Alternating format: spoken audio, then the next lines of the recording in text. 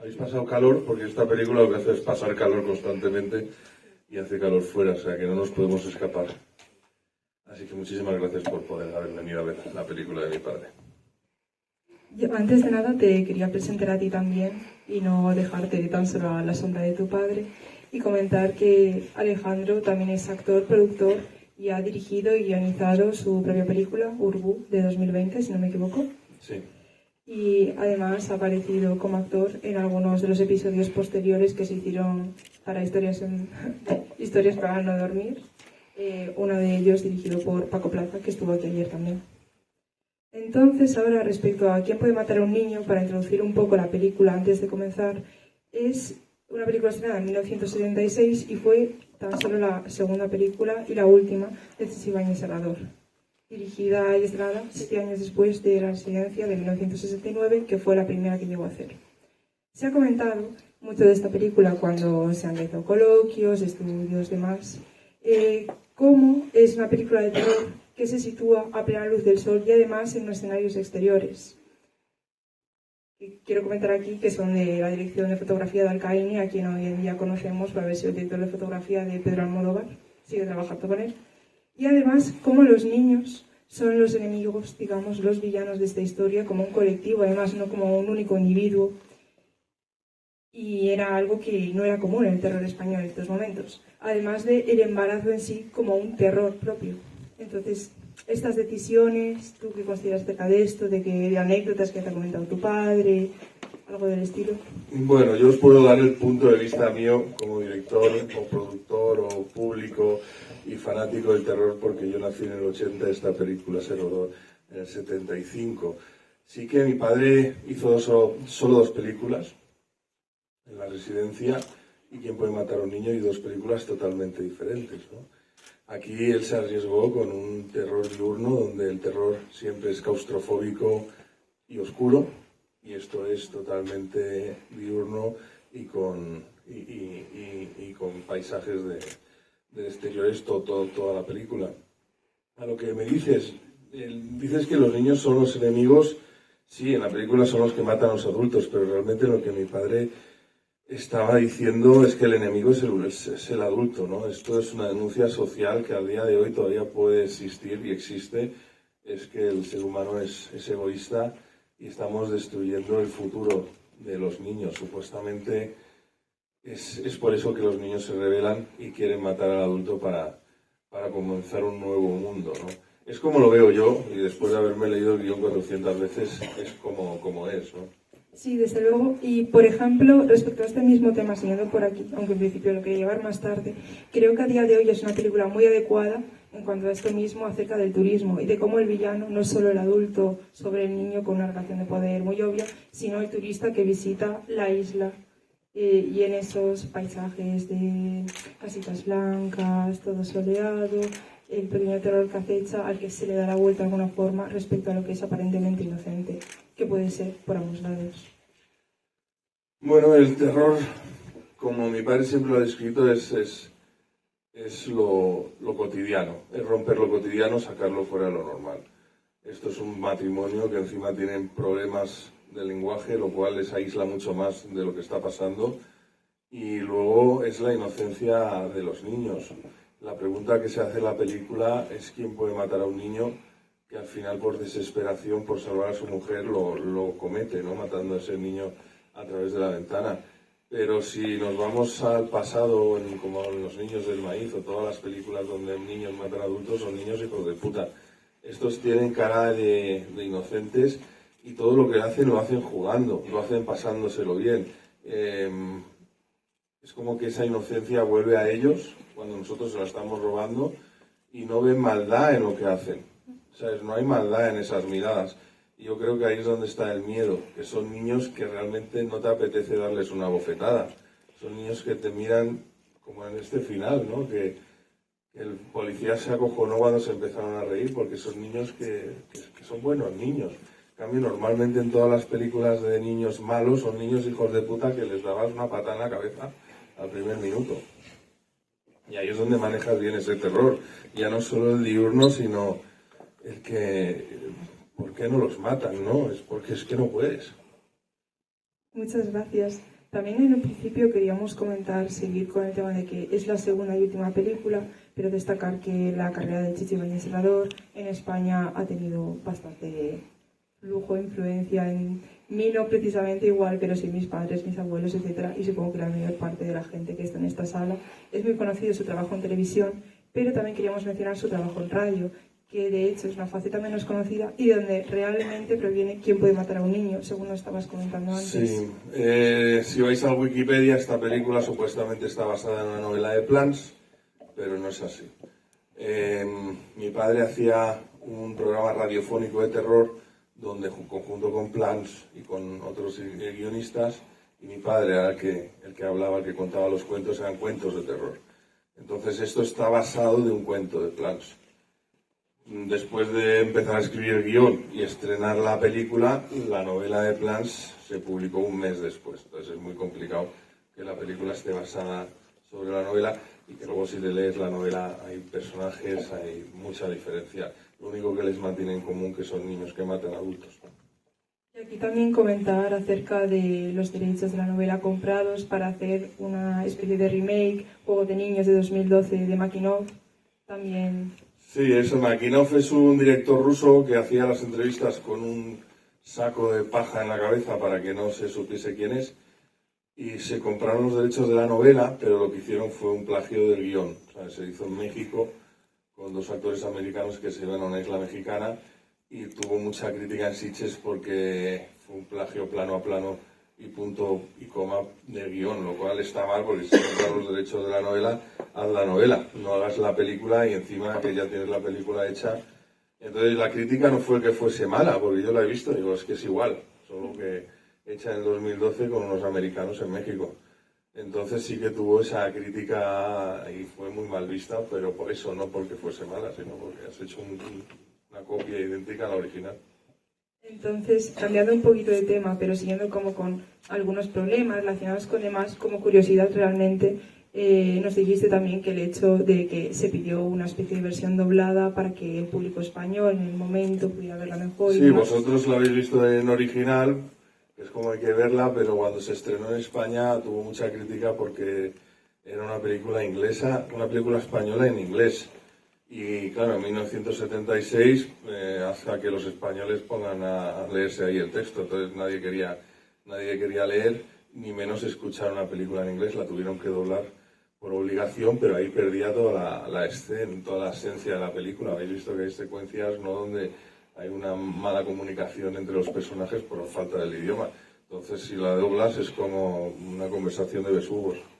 Claro, además, por ejemplo, desde donde yo lo veo ya personalmente, habla en inglés y la incomunicación como que se rodean y se extrapola a la isla incomunicada por el agua y que ya es una forma en la que no hay una forma de contacto verbal, sino ya tampoco físico con alguien más allá. Y de todas formas, a pesar de este problema, también decir, por si acaso, que la película fue un enorme éxito en España y que mis padres recuerdan con muchísimo cariño. Pero además, y en esta línea también, que es curioso cómo fue un éxito tan grande cuando en estos años, en los años 70 en España, el terror principal que tenía mucho éxito entre las juventudes y la chavalada era el fantaterror, que está literalmente en un opuesto completamente contrario a ¿Quién puede matar a un niño?, que es una película que, como comentabas hace un momento, contiene bastante crítica social, está capacitada para ver las lecturas distintas y muy abierta a la conversación. Y para finalizar ahora mismo, también señalar que es una película de enorme proyección internacional que a día de hoy sigue siendo recordada no tan solo en España, sino más allá. Sí, en la Academia de Hollywood está entre las 10 mejores películas de terror. En la Academia de Hollywood está entre las 10 mejores películas de terror. Luego en Japón ha tenido varios estrenos con mucho éxito y luego ha sido referencia de Tarantino, Guillermo del Toro, Eli Roth y otros muchos internacionales que tienen la película como referencia dentro de su cine. Lo podemos ver reflejado también en muchas películas que han hecho ellos. En la de Once Upon a Time in Hollywood hay una escena de Brad Pitt cuando sale de la casa de los chavales, que es el plano que está con la metralleta. Es ese paneo que hace con toda la fila de jóvenes. Entonces es una película que es referente mundial al cine de género. Y dicho esto, pasar el micrófono al público, si hay alguien que tenga algún tipo de pregunta, algún comentario que quiera realizar aquí, aprovechar que está Alejandro. Hola, muy buenas. Muchas gracias por estar aquí. Es un placer, es un honor verte, tenerte aquí en el CUFA. Y te quería comentar que justamente en el 1977 se estrenó la novela o el cuento de Stephen King, Los chicos del maíz. Y era curioso de que hay muchas cosas que están ligadas, ¿no? Esa secta de niños que se unen a través de uno y empiezan a matar a todos los mayores. ¿Qué sensación tuvo tu padre si algún día se lo llegó a comentar? Pues sí, yo me acuerdo haber hablado con él y dice, eso son casualidades, y que muchas veces pasan. De repente uno empieza a escribir una peli de guerra y todo el mundo hace pelis de guerra. Y no estamos en el mismo país escribiendo, es como casualidades de la vida. Y así fue, pero bueno, es bastante diferente el terror de Stephen King que este terror. Y los niños de Stephen son unos hijos de puta. ¿Sabes? Estos no. Entonces hay mucha diferencia, pero yo creo que son casualidades como pasa en todo. Gracias. De atrás lleva más tiempo esperando. El chaval de atrás, sí.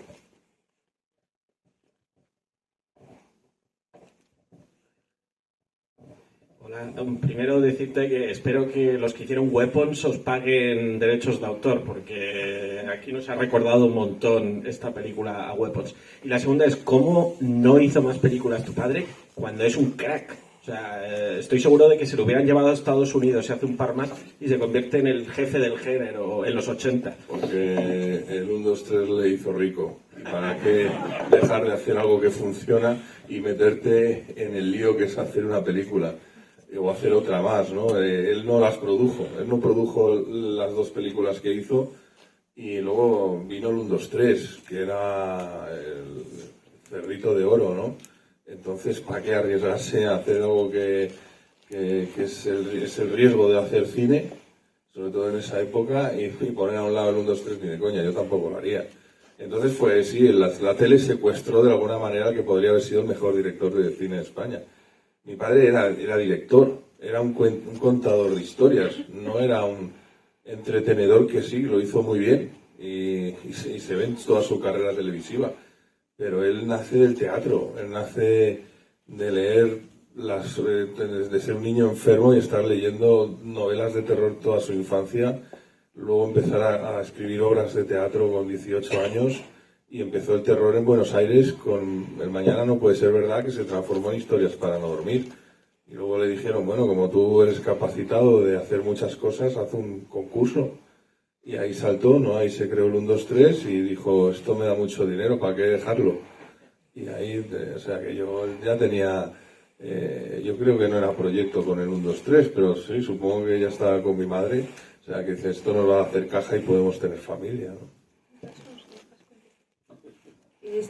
Yo sí te recomiendo ver algo de este hombre, aunque tenga solo 2 películas de cine. De todas formas, muchos de sus episodios de Historias para no dormir igualmente duran más de 1 hora, serían un mediometraje o largometraje cortito y tienen la calidad, muchos de ellos, de una película de estreno.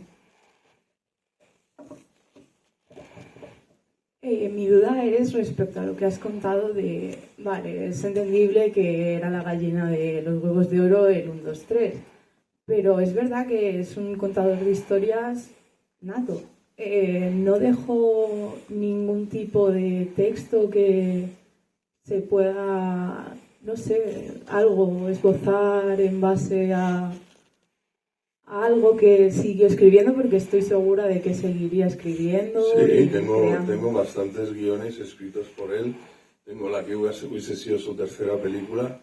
Está escrita, tengo muchos relatos de cuentos, tengo muchas sinopsis escritas. Él nunca dejó de escribir hasta cuando yo produje Historias para no dormir. Él seguía vivo cuando empezamos con la idea. Toda la idea de historias empezó con Bayona y con mi padre, y yo empecé a escribir historias nuevas con él antes de su muerte. Lo que pasa que la televisión nos alargó todo y Bayona empezó con El Señor de los Anillos, mi padre murió y al final lo llegamos a hacer, pero la idea con mi padre era empezar esas nuevas temporadas y luego empezar a contar historias nuevas que habíamos escrito entre él y yo. O sea, que él nunca dejó de escribir. Y él nunca dejó de ser cine. Si recuerdas, no sé qué años tendrás, pero en el 1, 2, 3 las actuaciones y los ballets se ponían 16 novenos como cine. Y él rodaba el 1, 2, 3 como si fuese cine. Las recreaciones en Hablemos de Sexo, Luz Roja era cine también. Él nunca dejó de ser cine. Pero sí, la tele le daba más dinero, pero él era un contador de historias. Nada, muy rápido. Hablando de influencias, a mí me recordaba un poco el planteamiento a Los pájaros. No sé si un poco, porque son esos seres encantadores que en general, y se puede ver en clave ecológica también. No sé Sí, mi padre, como buen director, veía todo el cine extranjero y nacional y leía todo. Entonces una de sus mayores influencias fue Hitchcock. Entonces no dudo, yo no lo sé, pero no dudo que, ¿sabes? A veces dices, qué buena historia he escrito, pero la has leído a lo mejor hace media hora en internet, sin darte cuenta está en tu subconsciente, ¿no? Los que escriben, los que crean, se basan en sus vivencias, en lo que ven, en lo que oyen y en lo que huelen. Entonces mi padre veía todo, leía todo, lógicamente a lo mejor inconscientemente o no, eso sí que está, pero bueno, también el relato viene de Plans, ¿no? Pero sí la manera de tratar a esos niños era como los cuervos que estaban encima de los tejados. Puede que esa influencia venga perfectamente de ahí.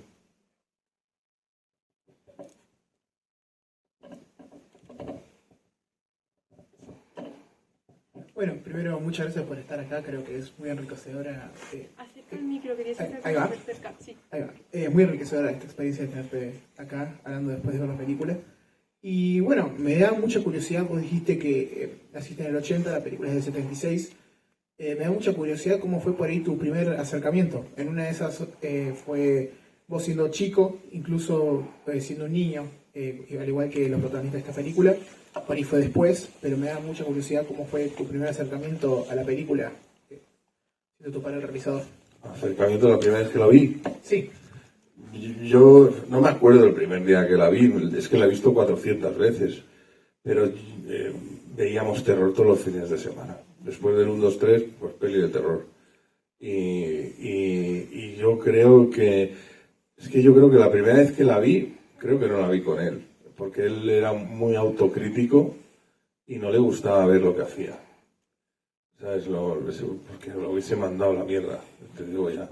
Pero no recuerdo haber visto realmente quién puede mandar a un niño sentado con mi padre. Sí me recuerdo haber visto cientos de miles de películas de todo tipo de terror con él, pero en la residencia o esta creo que la vi yo por mi cuenta. Porque él era tan autocrítico que no le gustaba, nunca le ha gustado lo que ha hecho. Perfecto, muchas gracias.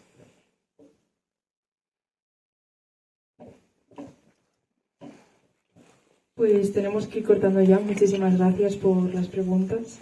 Y aprovechar aquí para recordaros que el miércoles seguimos con el homenaje a Chicho, con la proyección de Monte Carlo 67 de Rubén Guindo, que ha acumulado ya 8 premios Fugaz. Tenemos a su director allí. Y además una mesa redonda con el director del corto, con Rubén Guindo, y varios miembros del podcast Cine Fugaz. Uy, perdón. Cine Actual, perdón, no conozco el podcast, lo siento. En el espacio de Vinci por la mañana. Entonces, animaros a venir también. Sí, yo he visto el corto, es interesante de verlo porque es muy curioso que viene de una leyenda que dijo mi padre en unos premios en Monte Carlo, que estaba Spielberg y perdió. Estaba muy triste Spielberg y mi padre se acercó y le dijo, oye, tú chico, vas a ser un gran director. Y se fue. Y de ahí han sacado un corto, una idea, y es muy interesante cómo Rubén ha desglosado y ha desarrollado esa idea entre dos genios del cine del mundo, y es divertido. Luego ya, yo le he dicho siempre hay que hablar con Jota, que llame a Spielberg y que nos confirme si realmente eso pasó.